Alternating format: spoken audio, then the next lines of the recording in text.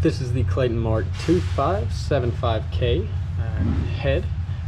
Will also work with the 2506K or 2506-K models as well. Now this will come complete, so you'll have the handle, the head, the two link plates here, a pivot connector, the clevis rod, and the packing nut as well. So we'll go ahead and start and take a couple measurements of the head, starting with the handle. So we'll measure from the longest part of the handle, so the top here to the end right down here. Go ahead and pull it out right here, make it a little easier to measure.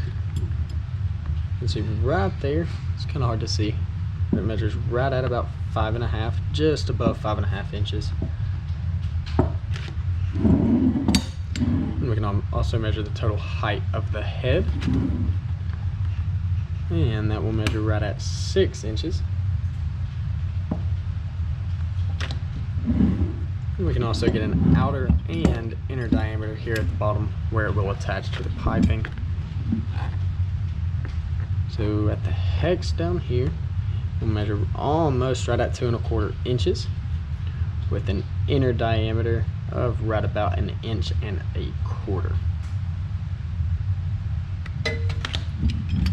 Yes, so once again, this is the Clayton Mark 2575K head.